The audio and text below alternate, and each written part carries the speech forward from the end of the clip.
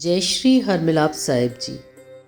22वें अध्याय की जब लिखने लगा हूँ बात, श्री प्रभु प्रेरणा प्राप्त कर कलम आ गई हाथ। राजा पृथु ने कहा, हे नारद जी, आप कृपा करके मुझको यह बतलाइए कि वृंदा को मोहित करके विष्णु जी ने क्या किया और वह फिर कहाँ गए।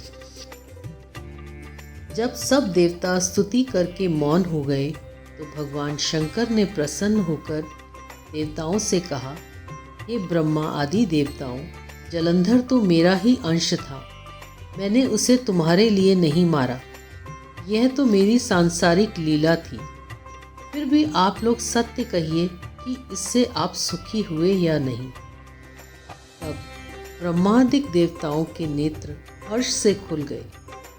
उन्होंने शिव जी को प्रणाम करके विष्णु जी का सब वृतांत कह सुनाया, जो उन्होंने बड़े प्रयत्न से वृंदा को मोहित किया था तथा वह अग्नि में प्रवेश करके परम गति को प्राप्त हुई। देवताओं ने यह भी कहा कि तभी से वृंदा की सुंदरता पर मोहित हुए विष्णु जी उनकी चिता की राख लपेटे इधर उधर घूमते हैं। अतः आप उन्हें समझाएं, क्योंकि यह चराचर प्रकृति आपके अधीन है। देवताओं से यह सब सुनकर शंकर जी ने उन्हें अपनी दुस्तर माया समझाई और कहा कि यह सारा जगत उसी के अधीन है। उसी से मोहित विष्णु भी काम के वश हो गए हैं। परंतु महादेवी उमा, त्रिदेवों की जननी, सबसे परे वह मूल प्रकृति परम मनोहर और वही गिरजा भी कहलाती हैं।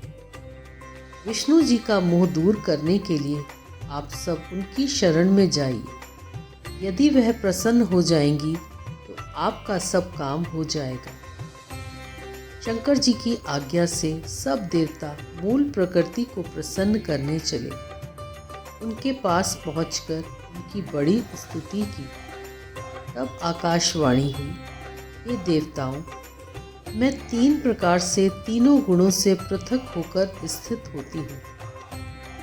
सतगुण से गौरी और रजोगुण से ज्योति रूप में हूँ तथा आप लोग मेरी आज्ञा से यदि सादर उन देवियों के पास जाओ तो वह तुम्हारे मनोरथों को पूरा कर देंगी। यह सुनकर देवताओं के नेत्र खुल गए। वह भगवती का आदर करते हुए गौरी लक्ष्मी और सरस्वती को हाथ जोड़कर प्रणाम करने लगे। सब देवताओं की भक्ति पूर्वक प्रार्थना से वह सब देवियां प्रकट हो गई। तभी देवताओं ने खुश होकर निवेदन किया। तब देवियों ने कुछ बीज देकर कहा, इन्हें ले जाकर विष्णु को दे दो, तुम्हारे सब काम सिद्ध हो जाएंगे।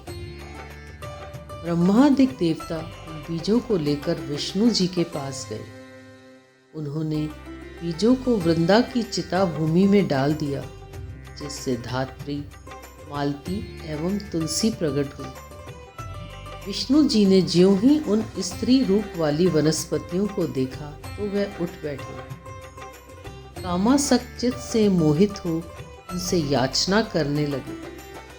धात्री व तुलसी ने उनसे प्रीति की तो विष्णु सारा दुख भूलकर देवताओं से नमस्कृत हो अपने लोक को चले गए। वह पूर्ववत सुखी हो शंकर जी का स्मरण करने लगे। यह आख्यान शिव जी की भक्ति देने वाला है। जय श्री हरमिलाप साहिब जी।